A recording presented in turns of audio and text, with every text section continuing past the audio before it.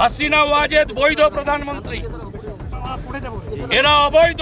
দীর্ঘ নীরবতার পর হঠাৎই পশ্চিমবঙ্গের রাজনীতিতে নতুন আলোচনার জন্ম দিলেন বাংলাদেশের সাবেক প্রধানমন্ত্রী শেখ হাসিনা। পশ্চিমবঙ্গ বিধানসভা নির্বাচনে বিজেপির ঐতিহাসিক জয়ের পর এবার সরাসরি শুভেচ্ছা জানালেন শুভেন্দু অধিকারীকে।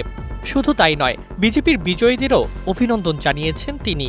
আওয়ামী লীগের পক্ষ থেকে শুক্রবার প্রকাশিত এক বিবৃতিতে এই বার্তা সামনে আসতেই দুই বাংলার রাজনৈতিক অঙ্গনে শুরু হয়েছে জোর আলোচনা। বিবৃতিতে বলা হয়, পশ্চিমবঙ্গের নির্বাচনী জয়ী সকল প্রার্থীকে অভিনন্দন জানিয়েছেন শেখ হাসিনা, তবে বিশেষভাবে শুভেচ্ছা জানিয়েছেন বিজেপি নেতা শুভেন্দু অধিকারীকে। একই সঙ্গে পশ্চিমবঙ্গ ও ভারতের শান্তি, সাফল্য এবং সমৃদ্ধি কামনা করেছেন তিনি। ঈদ আসবে, সাথে ক্যাশব্যাকও আসবে। নিজের বা প্রিয়জনের জন্য কেনাকাটায় এবারও নগদ পেমেন্টে পাচ্ছেন দারুণ ক্যাশব্যাক। তাই যাই কিনুন, পেমেন্ট করুন নগদে।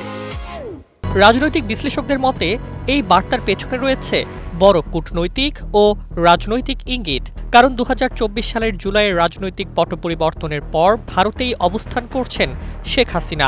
বাংলাদেশের রাজনীতিতে আওয়ামী লীগের কার্যক্রম নিষিদ্ধ হওয়া, গণহত্যার মামলায় আদালতের রায় এবং নির্বাচনে অংশ নিতে না পারার বাস্তবতায় হাসিনার ভবিষ্যৎ রাজনীতি এখন বড় প্রশ্নের মুখে।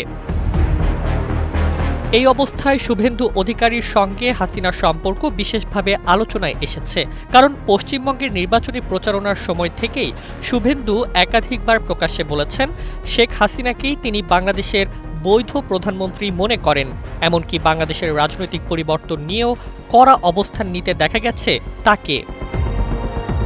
২০২৬ সালের পশ্চিমবঙ্গ নির্বাচনে শুভেন্দু অধিকারীর উত্থান ছিল একেবারে নাটকীয়। নন্দীগ্রামের পর এবার ভবানীপুরেও মমতা বন্দ্যোপাধ্যায়কে হারিয়ে বিজেপির সবচেয়ে শক্তিশালী মুখে পরিণত হয়েছেন তিনি। বিজেপির বিশাল জয়ের পর পশ্চিমবঙ্গের পরবর্তী মুখ্যমন্ত্রী হিসেবেও তার নাম জোরালোভাবে আলোচনায় এসেছে।